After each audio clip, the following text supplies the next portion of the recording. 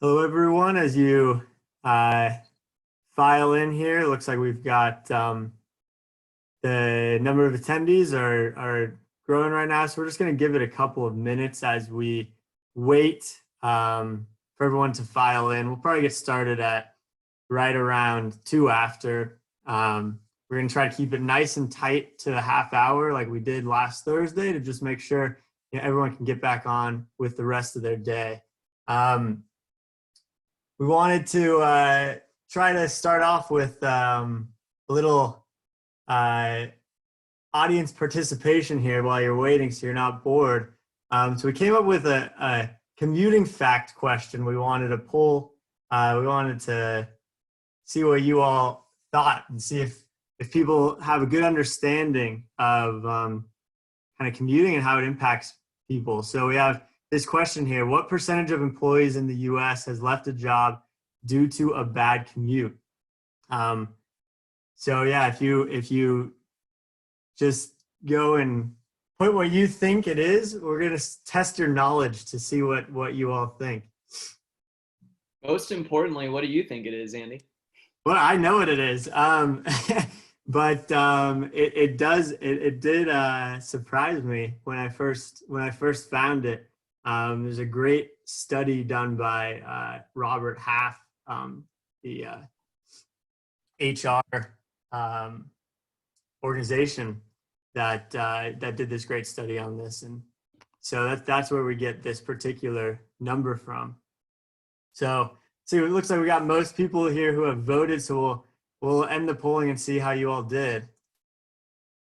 All right, and it looks like actually either you all have seen this study already or you've got a very good mind for this. But yeah, it's about 24% actually of people have left their job due to a bad commute in the last 10 years. So commuting really can actually have a pretty big impact on things like turnover and retention. And so we'll talk a bit more about that and how you can build a good commuting ecosystem so that your employees stick around a bit longer and you save some money in the long run. So just wanted to kind of start off there, have a little bit of fun, but it looks like it's 3 after, so we should probably get started. So I think we can kick it off. Yeah, I'll pass it over to you, Bobby. Great, fantastic. Thanks, Andy. Well, hello, everyone, and welcome to Commutifi and Beeline Mobility's second webinar in our 5-part series that's focused on return to work best practices. If you did not catch our first webinar, don't worry. Here's a brief recap of last week. First, we will be putting a link in the chat bar to last week's webinar recording. While each webinar does expand upon the prior week's content, that doesn't necessarily mean that you won't find today's content helpful. You will. It's kind of like an episode of Friends or Home Improvement. Yeah, it's great if you can watch the series sequentially, but does anybody? They're all great when you kind of tune in individually as well. And that said, we do encourage you to go back and watch the prior webinar because it does have some really powerful discussion and topics that you won't want to miss. We will also be providing a link to Commutifi's Return to Work Best Practices white paper, for which this webinar is actually based on. And lastly, or the webinar series is based on, I should say. And lastly, we are sharing a link so that you can view an example of what the free analysis that Commutify and Beeline Mobility are offering will look like when you receive yours. In our last webinar, just to get you caught up to speed, if you weren't there, we set the stage for our Return to Work series by discussing the 2 items that are really key for an organization in order to be properly prepared, in order to remain agile and remain adaptable during COVID-19 and when drafting your return to work plan. So a brief refresher on those 2 items are: first, the ability to properly collect and analyze data is king. It's paramount. You should not do anything without addressing that. And then, of course, 2, the ability to apply analysis findings by implementing strategic changes to your commute program. So essentially, step 1, knowing how to collect the data, where to store it, and what questions you want answered. Step 2 is more along the lines of being able to understand what that data is actually telling you. The free tool that we are offering will be put in the chat bar and has been designed to help you gather answers to questions that matter to you right now. Last week I mentioned these, I'm going to mention them again, but maybe some of those questions are, should you still charge for parking or maybe make it free for the time being? Are you going to have enough parking if and when your drive alone rate skyrockets like we covered is happening back in Wuhan, China, as they've reopened their economy? Or, are there ways that you could be innovative and expand your micro mobility and bike program in order to prevent those things from happening? So if you have not yet registered for the free analysis that'll help you answer these questions, it's okay, you're not too late. You can go ahead and use that link in the chat bar and you can fill out a quick request form and we will provide you with your tailored tool. And Josh and I will actually schedule a phone call with you to hand that over to you. Just to be perfectly clear, there's no catch by requesting this analysis. It's just our way of trying to be good partners and demonstrate the value that Beeline Commutifi can bring as you begin to draft your return to work plans. With all of that said, please continue to tune in to our Tuesday and Thursday webinars and invite any friends or colleagues that may find these sessions helpful. So diving in with a quick agenda, first, please use the chat bar to submit any questions throughout the webinar itself, and we'll do our best to answer those. When we arrive to the Q&A portion, feel free to use the raise your hand tool, or you can simply place your questions in the chat bar as well. And again, we're going to do our very best to get to as many questions as we can. Second, we're going to do some quick intros of the panelists and contributors on today's call. We'll try to fly through that for anyone that was here last week. And then we will actually get into how to analyze your data and use it to plan your commute programs during COVID. I know Josh has prepared some really powerful information around that. And then we'll go ahead and wrap things up by explaining again how you register to get your free and tailored data tool. So on to introductions, a quick hello from me. My name is Bobby Lauderyoung. I am co-founder and director at Beeline Mobility, which is a commute solution provider based here in Seattle. Our two core competencies are consulting, in which we plan, implement, and optimize commute programs for enterprise businesses and cities. And our other core competency being shuttles, in which we design and operate everything from first and last mile shuttles to intercampus ones, and even pushing the envelope for autonomous services as well. This webinar series is a result of a complementary relationship between Beeline Mobility and Commutifi. And Commutifi is a comprehensive commute platform that engages both employees and management with data analytics that power data-driven decision-making, which is really what you're going to hear us harping on. Together, Commutifi and Beeline are doing our best to bring you the best practices that we believe are going to help you get through this time. Josh Jacobson leads Commutifi's sustainable commute integrations, where he's an activist and thought leader in urban mobility. Josh spends his days helping commuters, buildings, companies, and cities discover and utilize the many alternative modes of transportation available to single occupancy vehicle drivers who commute to downtown urban corridors. And Andy, also from Commutifi, has a master's degree in renewable energy and sustainable transportation. He leads the behavioral data science team at Commutifi and is the resident expert on commuter behavior and transportation planning and analysis.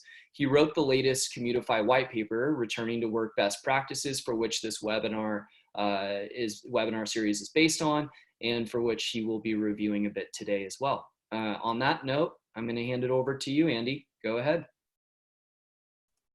Great, thank you, Bobby. It looks like we've got a few people who have joined from that we saw here last Thursday. We've got some new folks. I'm just going to try to keep it nice and brief and let Josh do most of the talking today. As Bobby said, we're just going to do a quick overview here of this Return to Work Best Practices white paper, diving a bit more deeply into the planning and analyzing piece of that. Then we'll let Josh take over, and then we'll finish up with Q&A. So I said this on Thursday, but I want to reiterate it for anyone who missed it. It's really important to think about timing here. And now is actually a really good time to revamp your commuting policies and get ready for people to come back into the office. really for 4 reasons. The first is commuters are primed to change their behavior. They've interrupted a long-term habit already by having to work from home. And so they're going to be looking for something to choose and have to make that choice again. The second is that commuters are going to want to save money in this period of economic uncertainty. So driving's actually a relatively expensive commuting option. So if you can provide a cheaper version or a cheaper mode for them, that's really helpful. The third is that you've likely already established a work from home program. So there's no need wasting that effort. Integrate that into your commuter policies. And then fourth is, as Bobby said, you just might not have another choice.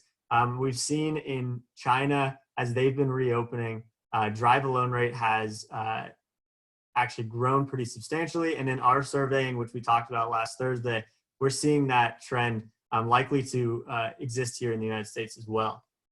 So knowing all of that, what are kind of the 3 big steps to take to revamp your commuting program? And we've identified kind of a 10-day or laid out a 10-day plan for you to do this in the white paper. So it's going to be done relatively quickly. The first step is collecting commuter data, developing a baseline. And we touched on this and talked about this a bit in depth last Thursday in that part 1. So today we're kind of diving in to this second step, which is analyze data, identify new programs. And then what we'll get to on Thursday is finalizing policies and creating a single catalog of plans for your commuters. So diving into this step 2, what does it actually look like? And there's 2 things here. The first is analyzing your commuting data, taking an inventory of current commuter habits and really scrutinizing your current program. So what is key to take out of this is, how are your current commuter programs being utilized? Are they being underutilized? Do you need, or are they overutilized? Are your parking lots going to be overrun with demand? Then it's important to look at the current commute that's existing in your organization. How much does it cost you as a company and the commuters? How long is it taking people? How much emissions are being emitted? And then critically thinking about some behavioral aspects. So are there any barriers getting in the way of adoption of new programs? How are your employees feeling about work from home? These are all things that are important to understand. And Josh will kind of talk a bit more about what that actually can look like in reality. This is kind of a quick outline of something that you could do for your organization. Just kind of putting it all in one place. Is there, how much money are you spending on shuttles, transit passes, parking? How much is it costing the ecosystem annually? How much time are people spending? How much emissions overall? Getting these kind of big numbers and then doing it again on an individual commuter basis. And then diving into, if you can ask a few behavioral questions. For instance, do people take kids to school? This is real data from a sample company. In this case, almost 20% of people take their kids to school. So those folks might have you might have a harder time getting them out of, let's say, a drive commute into an active commute or something like that. So it's important to kind of think about those metrics. And then finally, identifying new programs and analyzing them against that baseline you've developed, against the data you've already analyzed. And these 7 programs are ones that we like to dive into. And actually, Josh is going to talk to you kind of about how we do that and what it looks like for a few of these options. But we're happy to answer any questions and kind of guide you along the process of looking into any of these 7 or more. So that's kind of the big thing here. Think about what exactly does your commuter program ecosystem look like now, and then what could it look like? What programs could impact you positively? So I'm going to pass it over to Josh now, and he's going to actually kind of walk you through an example of doing this, which you would get as you get your free analysis from Commutifi and Beeline. So I'll pass that over to you now, Josh. Great. Thank you, Andy. I'm going to go ahead and share my screen. And let's see here. All right. So since we had our first webinar series last week, we had an incredible response folks that were participating in the calls, from TMAs to HR folks in large companies, to take advantage of this free analysis.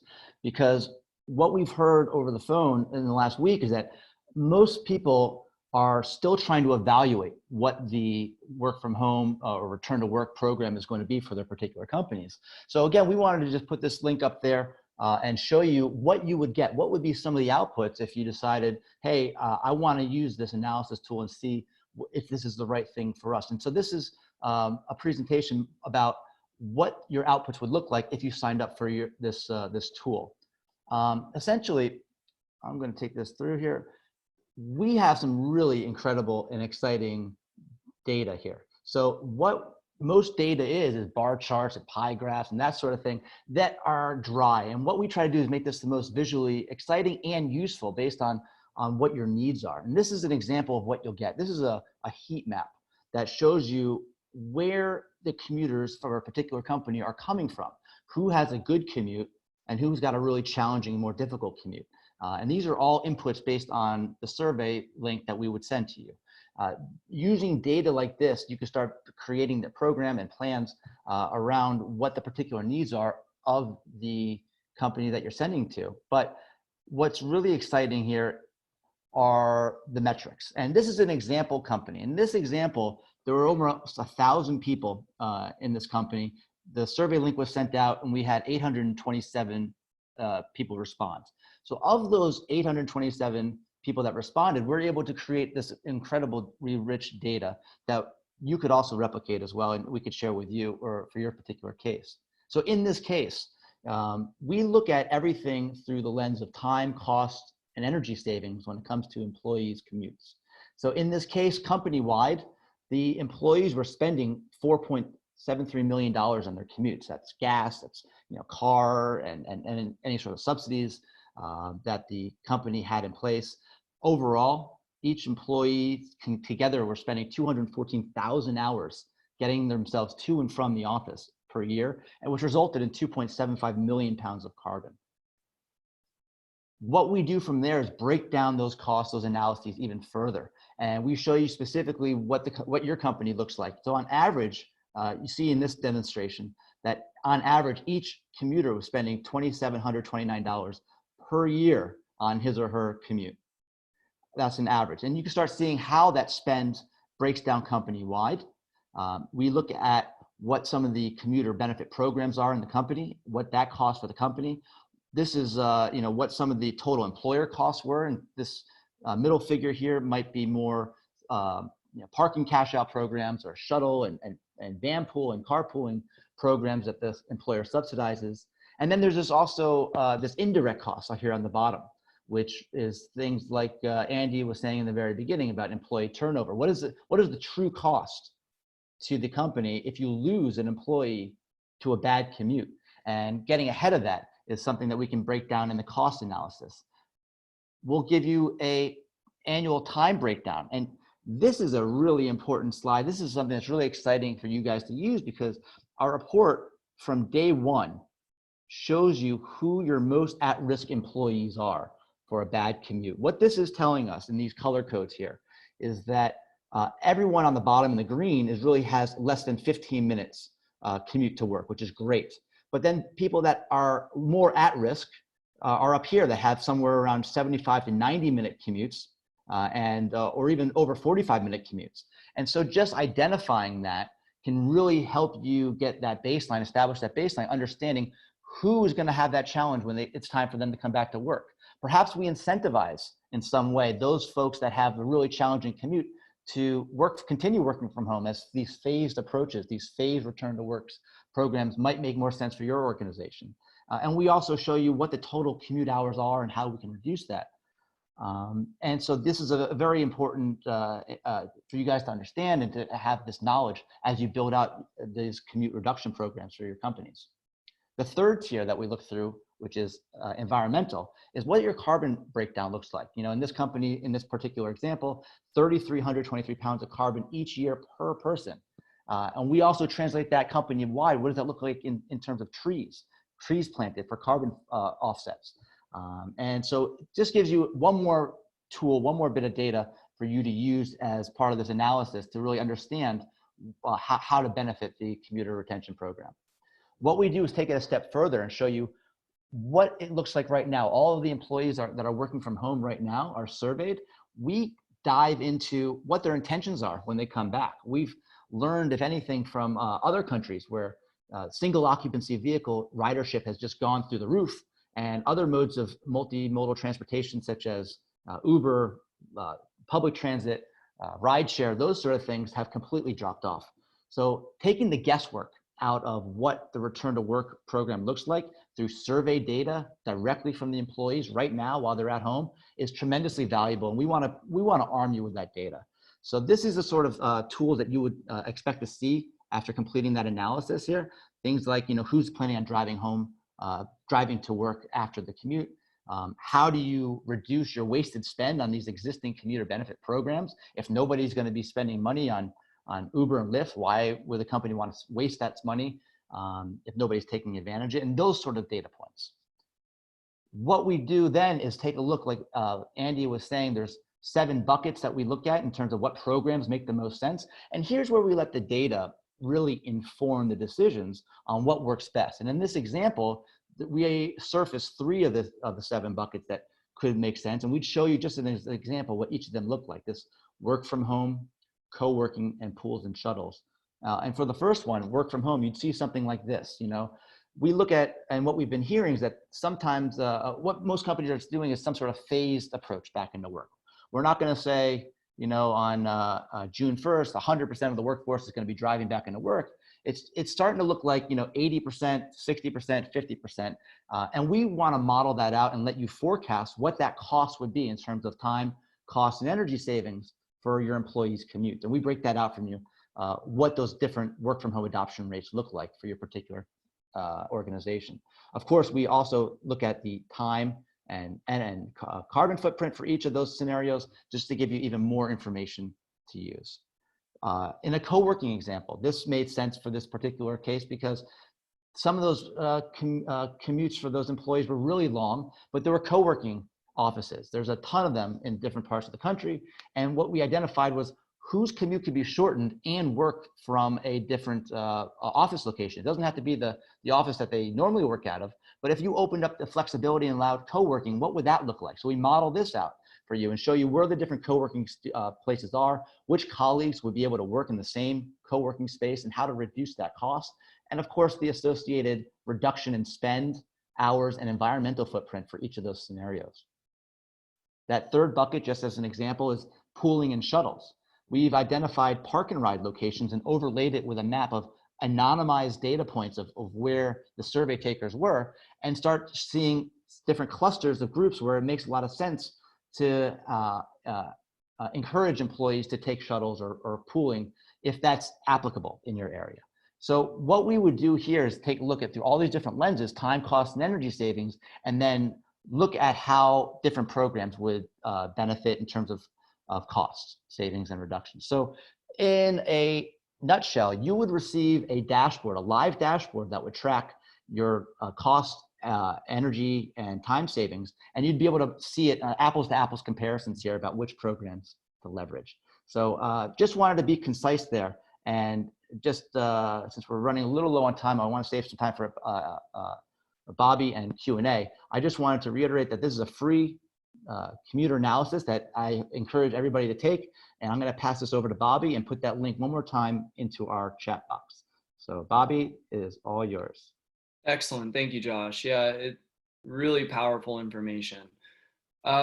Really quickly, we did have a question that I just want to respond to.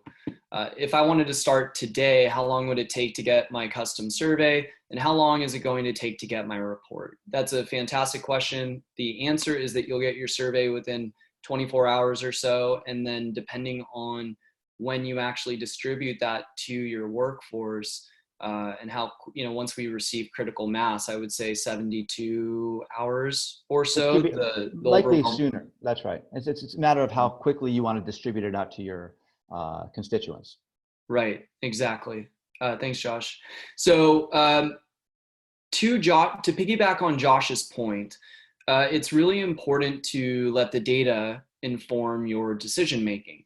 And so when you receive this analysis that Commutify will provide you in this report, it will identify for you what we believe theoretically are the areas of focus, the areas of low-hanging fruit.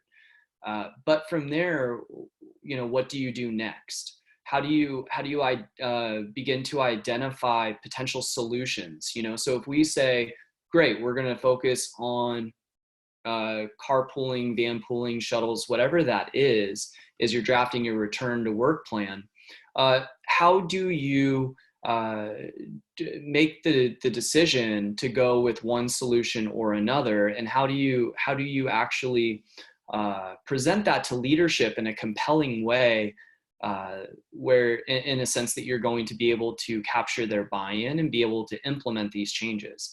So the next step beyond the report analysis is doing some benchmarking to determine where that low-hanging fruit actually is, or maybe there's some potential areas of lack of focus and potential missed opportunities.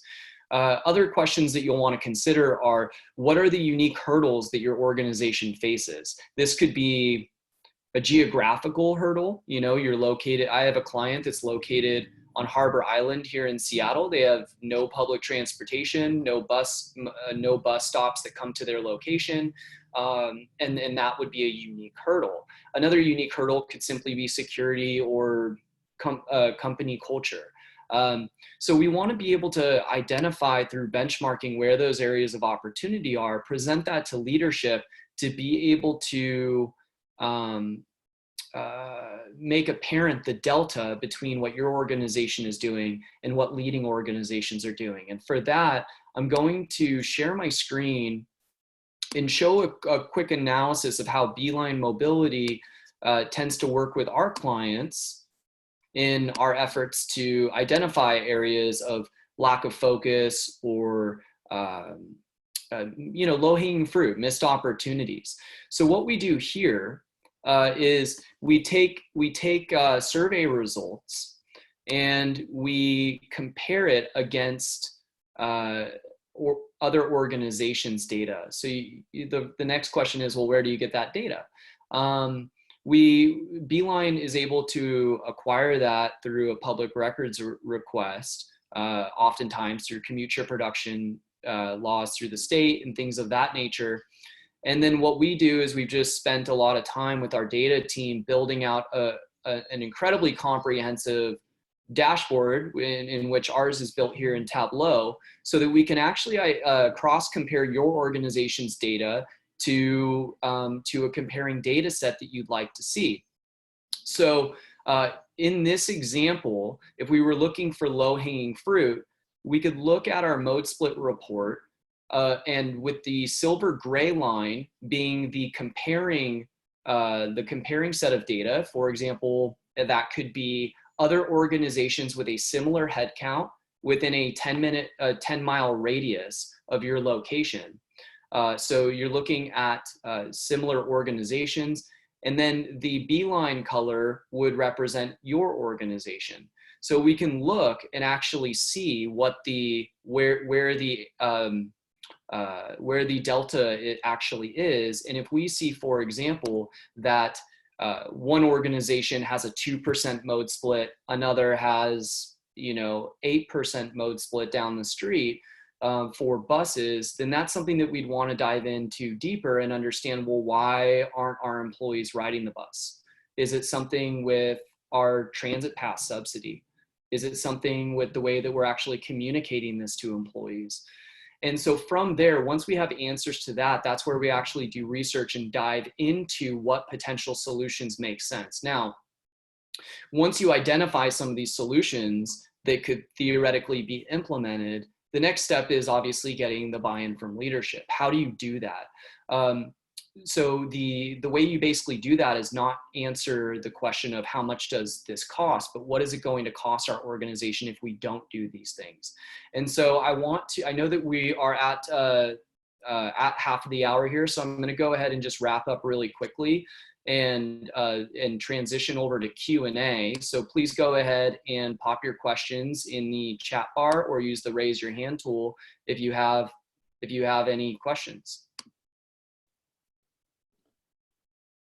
Yes, thank you. And also, by the way, if you guys wanted to email afterwards, we did get a number of emails after the last webinar. If you prefer to do that method, of course, we're going to put our email up on the share screen right now if you prefer that way, or just give us a call. But we'd love to be able to answer some questions right here in the forum for all to participate and hear.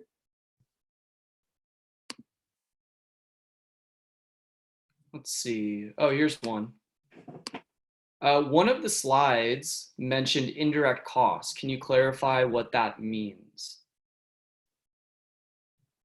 Yeah, I can quickly clarify that. So indirect costs are mainly the company might see that in turnover, as Josh mentioned, where employees are leaving their jobs because of the bad commute. Additionally, there's some other calculations that go into that, such as a decrease in overall productivity that might come from a long commute, people coming in tired to work or having a little less energy. So we go over that in a bit more detail with you as we show that report to you. But that's the high level answer to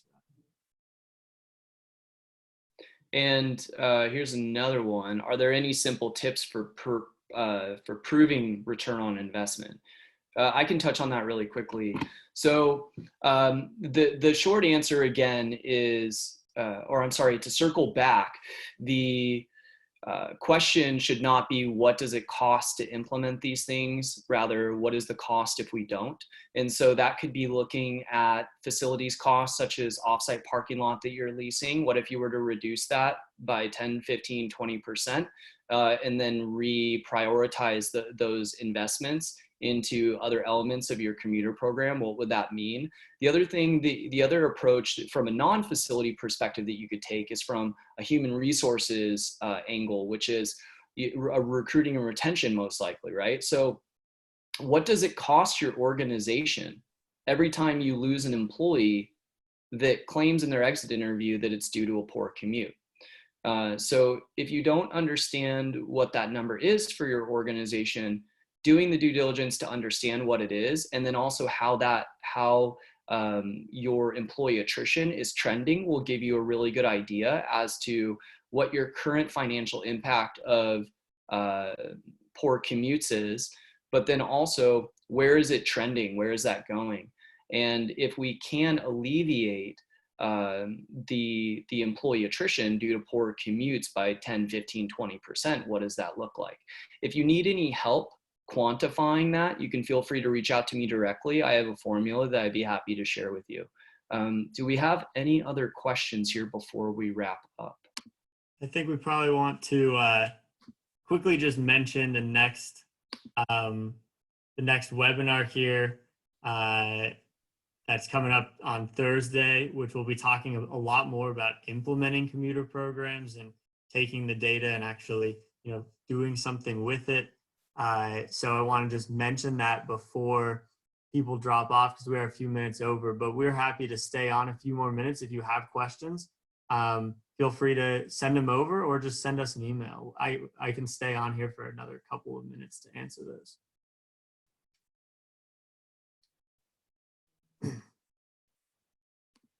Bobby or Josh, do you have any final comments before we close up? No, I think, oh, sorry, go ahead, Josh. Well, just on that ROI question, I wasn't too clear on if it's for this analysis, which by the way, it gives you almost all the data that you would need to help with that evaluation process for what's the right program to build for your return to work.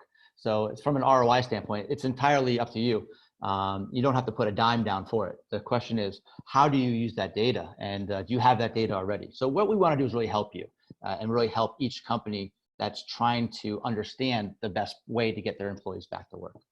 But other than that, I agree with Andy. If there's other questions here, please feel free to reach out to us. We look forward to sharing more and digging even deeper on these future webinars, and perhaps even showing some of the success studies and case studies that we've had with existing attendees like yourselves that were with us and signed up for that analysis on the first webinar. So please stay tuned. And if there's anything else we can do to help, please let us know. Yes, thank you, Josh. And if you don't forget that it's not too late if you haven't filled out the request form to be able to receive your link, you can do so. That is in the chat bar. And please do join us for our next webinar, which again will be on Thursday, and you'll receive an email invite shortly for that. Thank you so much for tuning in, and we hope to see you there. Awesome. Perfect. Thank you everyone for joining. We'll see you on Thursday. Thank you.